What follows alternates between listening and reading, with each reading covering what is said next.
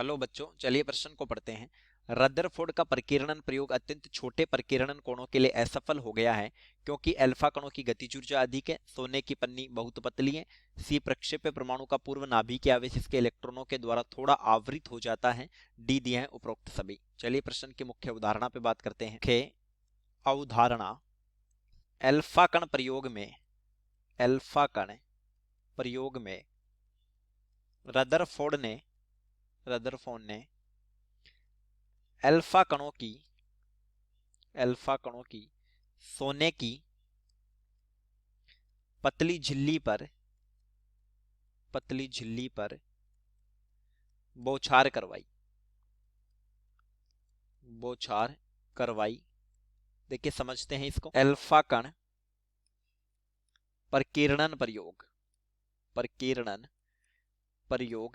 प्रयोग में हुआ क्या कि एक सोने की पतली झिल्ली है, ये सोने का परमाणु है।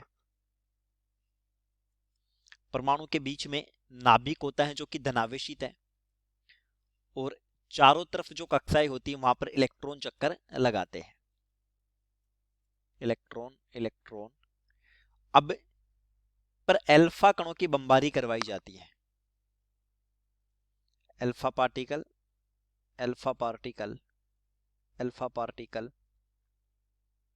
ये अल्फा कण है। ज्यादातर अल्फा पार्टिकल क्या होते हैं कि सीधे ही लौट जाते हैं, उनका प्रकीर्णन नहीं हो पाता क्योंकि अल्फा पार्टिकल पर है धनावेश और इलेक्ट्रॉन है यहां पर ज्यादातर आवृत करके रखते हैं नाभिक को, वो ऋणात्मक।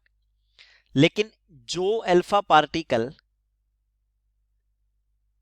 परमाणु के बिल्कुल मध्य से गुजरते हैं वो ज्यादा विक्षेपित होते हैं। विक्षेपित अल्फा कण, इसका कारण यह हुआ कि अल्फा कणों को परमाणु के बीचों बीच प्रतिकर्षण मिलता है। यानी कोई धनावेशित पिंड है और वो धनावेशित जो पिंड होता है वो नाभिक होता है, अर्थात मध्य में नाभिक स्थित होता है। इसकी खोज रदरफोर्ड ने की। नाभिक की खोज किसने की? रदरफोर्ड ने की। जबकि चारों तरफ तो इलेक्ट्रॉन आवृत है, तो इस वजह से क्या होता है कि ज्यादातर अल्फा पार्टिकल सीधे गुजर जाते हैं, अधिकांश अल्फा कणों का प्रकीर्णन नहीं हो पाता। अधिकांश अल्फा कणों का प्रकीर्णन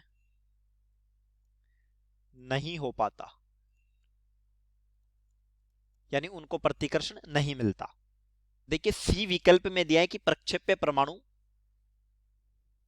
यानी जिस पर अल्फा कणों की बौछार करवाई जाती है, पूर्व नाभिकीय आवेश इसके इलेक्ट्रॉनों के द्वारा थोड़ा आवृत होता है और यही कारण है कि ज्यादातर क्या निकल जाते हैं? अल्फा पार्टिकल बिना विक्षेपित निकल जाते हैं।